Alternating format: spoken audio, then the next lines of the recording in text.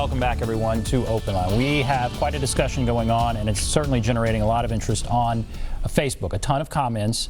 Last night's Metro Council meeting, it was a public hearing on the budget, and it was really taken over in a monumental way by people calling in, by people saying that they wanted to spend less money on the police department, defund the police department. There was some concern even from Vice Mayor Jim Schulman. He wanted to hear some other opinions, but there was such overwhelming discussion of this that the meeting lasted a very long time. And so we have with us tonight people who feel that way and are trying to talk their way through it. On Facebook, there are plenty of people who are very concerned by any notion of this. They say it does not, they don't feel safe when you start talking about defunding the police department or cutting money to police. They don't feel safe. And I asked earlier about a situation. What about domestic violence? You know, there's somebody, they're in a closet, they call 911. It's the police who show up and help that person. And so it's certainly legitimate that there are a lot of people who think, I don't know if I feel good about this idea. And Erica, I'll ask you about that. Yeah, thank you. I just want to sit and honor and just hold what it means to be in that type of fear.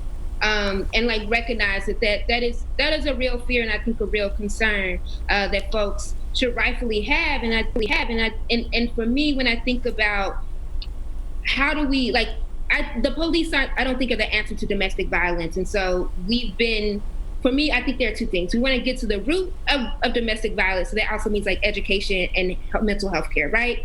Then I think the other piece is if we're thinking about how we address domestic violence, we also think about how do we create a city where people who are experiencing it can escape. So whether it's housing, so people can have access to affordable housing and jobs where people are working jobs so that they can pay to leave, so they have the money to leave. And I think the other piece is that when we are in that type of situation, what does it look like for community members who live in our community to be responding to that moment? So I look to organizations like Gideon's Army, who are creating the infrastructure to be able to answer that call, to not just show up to take a person off to a cage in isolation, right? But to also be how do we begin to get to the root of it so that it doesn't happen again? And so when we talk about divesting from policing and cages, we're also talking about actually addressing our issues and actually dealing with harm. And policing, while in the moment folks might feel safe, it doesn't address the issue of domestic violence. And I think in the moment, the answer to what do we do in the moment are organizations like Gideon's Army and organizations across the country who are actually answering the call when people, when folks are experiencing issues like that, they show up to address the issue. Okay, all right, let's go back to the phones. Let's try and get some more calls here. And Jamel, I'll have you answer this next one. Marge, you're on line 3. Go right ahead. Affordable housing was mentioned a number of times, and it certainly makes a community safer to have affordable housing. I was wondering if your guests are against the 32% tax increase, because that will lessen affordable housing. It will cost more money. The property tax increase would, yeah. So I'll ask you a question. So where do you stand with the proposed property tax increase? Jamel, I'll let you answer that. Yeah, honestly, I wish you could have asked her, because I was curious as she was talking about it, where does she stand on the property tax increase? Because I know that our city is in a crisis budget, and I think what was being reflected amongst the people last night is that they understand that tax increase is necessary for our city to survive. Or that's at least how it's been given to us.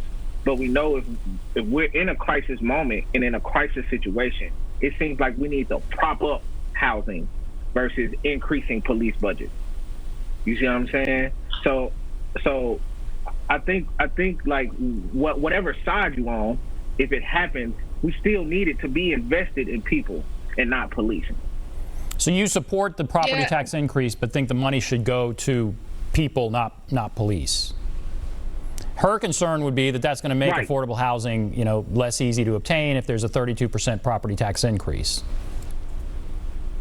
I think to that answer, I would say that when we look at the tax increase, we know for sure that some people can't afford it, and many of us cannot. And I think if we are to raise the property taxes, it feels necessary that it's coupled with probably hundreds of millions of dollars of investments into property tax and rental relief. The mayor's budget doesn't do that right now. I think the property tax and rental relief budget, that is like at maybe a little under $2 million. And then there's also like a decrease in affordable housing. So for me, it is difficult to support any type of tax raise without wide scale investments into affordable housing, into property tax relief for people who cannot actually carry the weight of that type of increase. All right, we're going to take another break and then come back and get another phone call. We'll take a break. Be back right after this.